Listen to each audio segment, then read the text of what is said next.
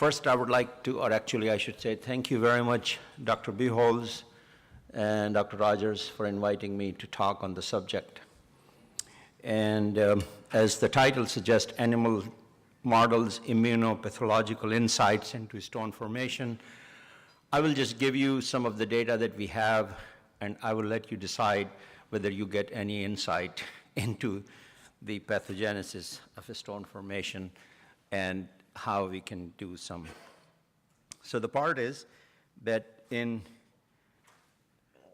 animal models, there are just so many different animals. Of course, a human is the best model, then dog, cats, pig, rats, mice, all kind of things. We work with rats and mice. There is so many different kinds of nephrolithiasis, but I work on calcium oxalate.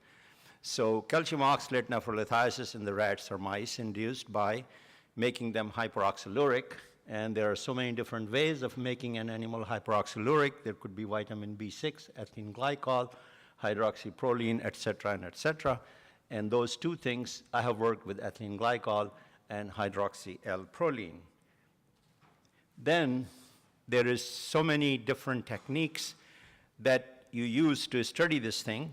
And here is a whole list of this thing. Of course, we collect the urine, we do the histology, we do the gene analysis using the Genomewide analysis, we do RT-PCR to identify it, we do ELISA to all those things. So you will see some of the results, and it will be.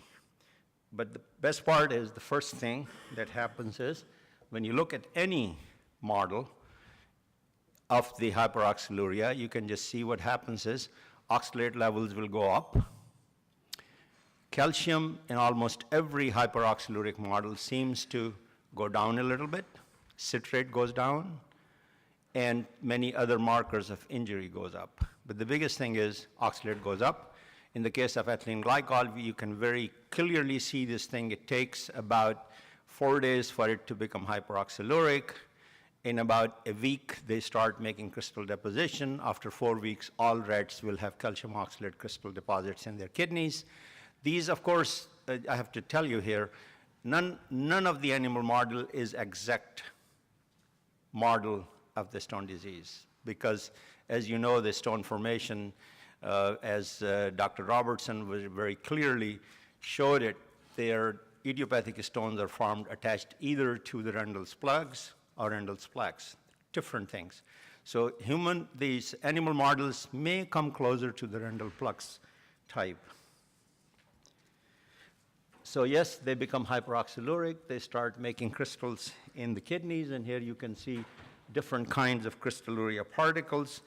You can see these crystal deposits in the kidney, all those birefringent pieces that you see in the kidney, these are calcium oxalate. Then when you do the immunohistochemistry, you can see if you look at, say, A, B, C, D, E, in A, we see ED1 positive cells, which are present in the renal interstitium next to the crystals, indicating infiltration of monocytes and macrophages. That means crystal deposition has an inflammatory response. Then in the B, you see epithelial cells stained positive for CD44, which is a receptor for hyaluronic acid and other ligands such as osteopontin and collagens. And many of us already know the importance of osteopontin and collagen in inflammation as well as in crystallization. You look at slide number C. There, the renal papillary surface epithelium, which is stained for osteopontin. Normal cases, you will not see the osteopontin staining there. When you look at D, there you see tubular epithelial cells positive staining for proliferating cell nuclear antigen, indicating that there is cells have died, and then there is a cellular regeneration and proliferation.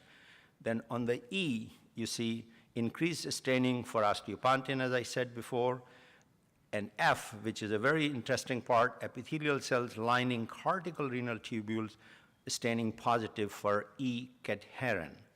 Now, E-cadherin is very important role in cell adhesion.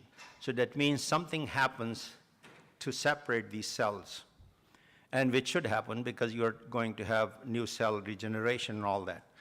Then G is showing the tubular epithelial cells have staining for NF-kappa B. Now that is, NF-kappa B is a mediator of inflammation and injury. And H, of course, is crystal deposition associated with increased expression of kidney injury molecule. Now that's a very interesting molecule because so many people are talking about that kidney injury molecule can be taken as a biomarker, and because you can also look at the kidney injury molecule in the urine. So urine, it's easier to reach there. Now this is one of the studies one of my postdoc has done some years ago. What we decided, we had these hyperoxaluric animals, we treated them with renin-angiotensin receptor blockers. And we used it, candesartan, some other places people use losartan. And in this thing, if you look up there, there was a reduction in both crystal deposition and expression of osteopontin, and infiltration by the ED1 positive cells. So that is one of those things that by blocking the angiotensin receptor, we were able to reduce the injury, we were able to reduce the crystal deposition in the kidney. In another study, then we were looking at it, that angiotensin receptor blocker, how does it work? What is in line with it? And it turned out to be there is NADPH oxidase, that there's an oxidative stress injury working in the angiotensin receptor. The very important molecule is NADPH oxidase. So then we looked at an inhibitor of NADPH oxidase, which is apocynin. So when we treated these rats, hyperoxaluric rats, with apocynin, you can look at those A and B kidneys. One of them is treated with apocynin, other one is not. And this is a very clear example that apocynin was able to reduce, in some cases when you look up, like completely stop the deposition of calcium oxalate crystals in the kidneys. And then in those 4 graphs, you can see that there was no change in oxalate. It was not because there was not enough oxalate. Oxalate was there, but still crystal deposition was reduced. So then we started looking at this, all the genes. So we decided rather than looking at one gene at a time, one protein at a time, we will do the genome-wide analysis. And we did that. We analyzed a total of 22,226 genes. And we found out that on analysis of the upregulated genes, 20 and 24 pathways were highly significant in the cortex and medulla. And many of those pathways that were influenced during this process were inflammation related. And so then we started looking at all these genes and we said, okay, we know that NADPH oxidase is involved, so what should we be looking at? So we specifically looked at the genes which are involved in NADPH oxidase. Now NADPH oxidase, if you look at, is there a pointer here somewhere?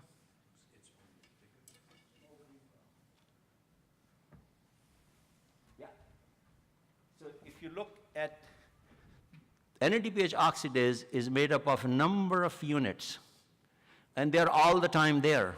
But when it is needed, what happens is that the activation involves all these things coming together. And then, so we looked at all these units, and then if you look up,